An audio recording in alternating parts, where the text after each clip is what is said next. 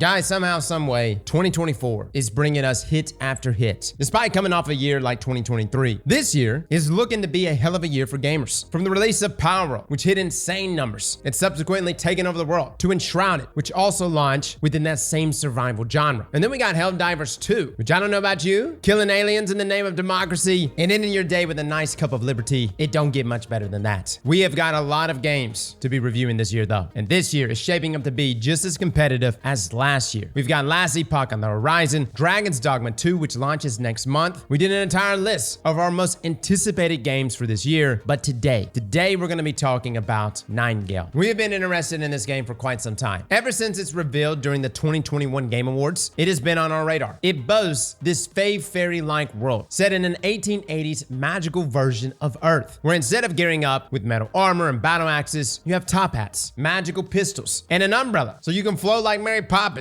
which has led some people to say that this has like a Bioshock look to it. But to have this type of world within the survival crafting space is something unique, and also something that piqued my curiosity and excitement for this game. Combine that with its main selling points, which are realm cards, the system that it uses for exploration. Nightingale takes the open world aspect of survival games and gives you the tools to create a place you want to explore. And combining these different cards together allows you to create this procedurally generated world based around those cards. They dictate what biome you'll be in, how difficult the enemies will be, and what kind of enemies you'll see, as well as traders, merchants, and the characters you meet. This is a spin on a genre that I don't think I've ever seen before. Most of the times it's like, here's your static world, go explore, get lost. And yes, those games do wonderfully well. But to be able to come in here and create your own realm, and not only your own realm, but multiple realms, that is something unique to Nightingale. The questions we want to answer today: does Nightingale succeed at doing this, at separating itself from the pack? How does this actually hold up in the game? Luckily for us, we actually got early access to Nightingale, and yes, we will be playing it more this week, but we've put in a combined 40 hours into this game in its early access version, which by the way launches today. So here is our review for Nightingale. First off, I want to touch on the story and the plot here, and yeah, the lore here is actually deeply rooted. Essentially, sometime during the 1880s of this magical version of Earth, a mysterious pale fog spewed out from Paris and began covering the world, destroying everything that it touched. Now, to escape this, you jumped into a realm portal, which is discovered Fae technology that allows skilled users to traverse the magical lands of the Fae. Now, this pale fog, however, distorted the connections of the realms and cut off the portal network, creating this labyrinth of realms that are no longer easily traversable. Essentially, imagine a highway after an earthquake. Now, because of this, Nightingale, the central hub of the realm, is lost. Your goal is to learn the ways of the realm walkers, but the ultimate goal is to reach Nightingale. Now, this is at least what we gleaned from our story, as it is a little bit hard to follow, and you'll be sitting there putting the pieces together based on the lore that you discovered throughout the game and the dialogue with characters. Now, starting off in the game, you're going to be doing your basic character customization, and let me just say, guys, the depth here is pretty insane. For some reason, you can pick your parents and your grandparents and fully customize them, and I don't know why, but there's literally an entire section for a family tree. Now, you can pick the backstory of your character, which will affect the starting gear that you have and how your character dresses. For example, officers have a military garb, hermits look a little more thrown together, and then you have the ability to choose multiple difficulties: easy, medium, hard, and extreme. Now, this alters the gear score of the enemies that you'll be fighting against. And let me just say, guys, it scales pretty heavily. Jared played on medium and I played on extreme, and I was getting absolutely destroyed. And as I'm sitting there playing extreme, getting absolutely destroyed, I'm wondering why, because it didn't seem like I was getting any other benefit outside of the experience of saying, hey, I got to play extreme. And I only bring this up because when I do this over again, I am going to just play on medium, because extreme was very rough. Now, if you're like a hardcore survival nut, then this may be for you. Now, as far as character customization, the art style is not really for me, but I do love the ability to change literally everything. You want to change your lips, your eyebrows, the size of your nose. There's even an age dial. It's customization on customization, which is kind of crazy to me because the best way to play this game is in first person. Like, you're doing all this customization, but at least for myself, I mainly just played in first person. And I think that's actually the best way to play this game. It almost reminds me of like Skyrim, where you spent so long customizing your character to then just like never look at that character. Now, after you've done the character customization, you're then introduced to Puck, a Fae creature who acts as the tutorial character. And you go through typical tutorial stuff, with Puck teaching you the basics of the game. Pretty general stuff, but the main takeaway for this, guys, at least with this section with Puck, is to introduce you to the different biomes. And let me just say, they're breathtaking. Really, guys. Like, these areas areas are gorgeous. At the same time, you'll find yourself in the desert biome and it feels truly desolate. The sun beating down on you, zapping your stamina. Or the swamp, which has disease lurking in stagnant water. Or the beautiful lush environment of the forest. Now, the point of this tutorial is to go through the basics, but most notably to introduce you to these 3 biomes, which by the way, the developers actually promise more biomes to come in the future. But then after all of this, you then need to choose the biome that will be your ambient realm, essentially where your estate will be. Now let me just say guys, I chose desert. I wouldn't recommend it. There are some good things in the desert when you're leveled up, but as a starting area, it's rough, man. You're constantly overheating. You've got scorpions that are coming after you. All I'm saying is I would not recommend the desert biome as your starting area. Personally, if I had to do it over again, I would choose forest, which is what Jared chose. And it happened to be my second realm, and I love that area way more. Now your estate is your home base. You're gonna be able to fast travel back to it whenever you want, as you'll craft a respite nearby, and that will be your fast travel point. Now keep in mind guys, this is a survival crafting game. Gameplay here is a big part of that, but the gameplay loop is very similar to what you would expect from this genre, that being resource gathering, which is what you'll be doing the majority of the time. You also have a ton of crafting benches, things like sawmills, upgrade tables, alchemy tables, smelters, and as you get set up in your ambient realm, you'll be putting these all at your base. Now the building in this game is pretty good. Now I'm also coming off of Enshrouded, which I feel like has a very good building system, but the customization options that you get as you progress through the game is gorgeous. You've got decorations, different structure materials. You can literally make an 1800s old English style mansion, and the building has a cool system where you're able to set down the blueprints of what you want to build without necessarily having the materials. So you can actually plan out your house, you can plan out your base, and then if it doesn't look right, you haven't committed the materials to it, so you can just cancel it. On top of that, if you blueprint out your entire house, you could see exactly how many materials is required to complete your build. Then you can proceed to venture out, gather items, come back, and slowly build up your pre-planned home sweet home. Now pieces snap together pretty easily, and you're constantly finding new building recipes as you play and explore the world. So the building and building progression feels nice here. Keep in mind though, early on, the home will look very similar to other early survival game bases, which for me was literally just a box. Something being made out of wood or stone, rickety as hell, and basic. Now I'm not sure exactly when we get to the nicer stuff, as well as the decoration crafting recipes, but after 30 hours, we're still building out of pretty much the basic things. The good thing is, if you want to upgrade your house or expand upon it, you're able to fully move crafted items without having to dismantle and rebuild them. You can even move storage chests full of items around without having to spend hours taking items out of the chest just to move the chest somewhere else. So there is some good quality of life stuff here that makes building pretty enjoyable. So after you create your first hobble together base, you set down a couple crafted benches and you make some crude tools. You're pretty much set free in this game with little to no direction. There's really no hand holding here. You have a main quest, but the game doesn't really tell you where to go or how to go about doing it, which is where you begin to explore your new procedurally generated home realm. Your exploration experience wholly revolves around which biome you went with. Again, I had the desert biome, so it felt super empty and was difficult to explore because you would overheat. Luckily though, I ended up getting the umbrella, which made all the difference, as you can shade yourself and keep yourself from being overheated. Now Jared, on the other hand, played on medium difficulty and chose the forest biome, which had lots of things to explore. He couldn't go 30 seconds without running into something new. Things like mysterious buildings, an enemy base, a cave full of spiders and bears, an underground portal that led to a puzzle dungeon, random structures like a giant golden robot hand coming out of the ground, or a random dining table with food to loot off of. The procedural nature here really comes into play because it seems like I just had an empty desert, while Jared had treasure troves of cool stuff to go through. So exploration seems to be hit or miss depending on the luck you draw with the procedural generation system. Now while you explore, you'll also be carrying around your tools, which you almost always are required to have on you, because they not only act as resource gathering tools, but get this, they are also your weapons. I know, doesn't make a lot of sense, but that's the case here. They have different stats for damage, stamina use, they have different attack speeds, as well as strength and crit chance. For instance, if you're holding some of the weapons, you can block with them, but if you're holding the skinning knife, you can actually dodge. Eventually, you're gonna come across actual weapons, but at least early on, your tools are your weapons. And these are pretty straightforward. Pickaxes for mining, axes for cutting down trees. Trees also have physics and weight to them, so if you're actually cutting down a tree and the tree falls on you, you can take damage. Not only can you take damage, you can die. Like I literally died from a tree falling on me. You have things like a sickle to harvest plants for more yield, a knife to skin animals for their hides, meat, and bones. You also have climbing picks, which are advertised as an item to help you climb cliffs, but it drains all your stamina in like 3 seconds when using them. So unless you're climbing a 3-foot tall cliff, at least early on, these are pretty worthless, unless you want to just dual wield them as a weapon, of which I did. Now all of these tools help you gather resources as you're out exploring, and they're seems to be a lot to explore and find, and that's a strong point for the game here, is that even in biomes like the desert that is just sand, I gotta say guys, everything is gorgeous. The visuals truly are stunning, but after roughly 20 hours, the rewards for exploration really die out. Yeah, you can see cool things and you can look at cool things, but you start to see the copy and paste here and there. You find an enemy base at a temple, you clear the enemies, and there's a breakable wall with a chest behind it. It's cool at first because you start to think these hidden secrets will be everywhere, but then come to find out, this is also copy and pasted all over the place. You'll find that exact same temple layout with the exact same breakable wall, and the loot you obtain from the chest is basic. Nothing exciting or powerful is acquired from looting these chests. Yeah, you'll find some potions, which can vary from healing potions or other small buffs. You might find some rocks or ingots or even plants or infusions, which are small attribute buffs that you can put on your gear. It sounds good at first, but when you start to find them everywhere, and you have a chest full of 50 of them before you progress enough to even use them, this becomes unexciting. Now, you can also find minor realm cards, and this allows you to alter your current realm to give you certain stat buffs or change how the realm works. For instance, you can make it permanently daytime, or you can use one that gives you the ability to float everywhere. You see that ancient building that's out of reach? Play that minor card and you can float to it. Now keep in mind, if you don't have that realm card, you can actually build up to those areas. But get this, I spent all this time building up to this floating platform because I just thought to myself, surely there must be something up there. And you know what we found? Nothing. I found a tree. That's what I found. And yes, I chopped it down thinking that maybe there might be some sort of special wood that comes from this tree on this floating platform. No, it's just a regular tree. There's lots of examples of places to explore that seem to have no reason to exist besides just taking up our time or just looking visually pleasing. And that's not how you encourage exploration. It's actually how you diminish it. And you'll get to the point where you start to recognize the copy and paste behavior, and you'll probably just stop going and looking in those areas. So while we did have tons of caves and side areas to explore in the starting realm, we realized that it just wasn't worth our time. In our 30 to 40 hours of playing this game, there's not been a single memory where we said, I went to this place and found this after fighting off this or that enemy. You're not going to remember these places because there's not an experience that sets them apart from one another, aside from the main sites of power that you actually must do to progress the storyline. And this kills off a big part of why Nightingale seemed interesting, that being the world. If one biome was full of copy-pasted locations, others will be as well. And I found myself wandering around the desert hoping to find anything other than ores. I found so many ores to mine and cool places. And there are other sites of power, which are these temples that you can fight enemies at, but that's it. The realms themselves, despite being visually stunning, didn't possess the depth that I was hoping it would match. And this reduces each new realm into a place that you need to go in order to get new resources and to buy new things from traders, versus a place that you want to go to, which really does take the fun out of the exploration in this game. Having unexciting exploration in a survival-based open world game where the stylized world itself is one of your main draws is not a good thing. Again, it looks great, but it feels repetitive and unexciting. The only thing that really feels like it's adding variation to the realms is the fact that different combinations of cards will determine which creatures and merchants, as well as resources that you'll find. Because exploration wasn't really doing it for us, this is what realms quickly became. We'd load into a new realm, open the map to spot the trader, beeline to them to buy the available crafting recipes, as this is how you get new crafting benches, new tools, new things to build and use to progress your character. And you can also find recipes when out exploring, but those tend to be mostly for decorations. And the currency used in this game is called essence, and you need various rarities of essences in order to purchase recipes from traders. Now, essence can drop from basically anything that you do. Harvesting materials, you can find it in chests, you can get it from enemies, and if you break down materials, that being extract, that will also give you essence. But you can also find higher rarity essence in more difficult realms. As you progress through the game, you unlock major cards through sites of power. These are these temple dungeon-like areas in your home realm. And the overarching loop here is that you complete a site of power, you get a new card, you then use it to generate a new realm, and in that realm, there's a new trader that requires a higher rarity of essence. You then explore that realm to get that essence to purchase everything from the trader. Then you go back home to build your new stuff. And because exploration is so dull, getting the essence also becomes dull because you're forced to explore these regularly unexciting and unrewarding locations. Now, I love the different enemy types, especially in the new realms, as well as the various creatures. But there really isn't a reason to take on the newer enemies outside of just fighting off their aggression. They drop meat, they drop bones, and hide at different tiers. Now, throughout this, there is a companion system, which, oh boy,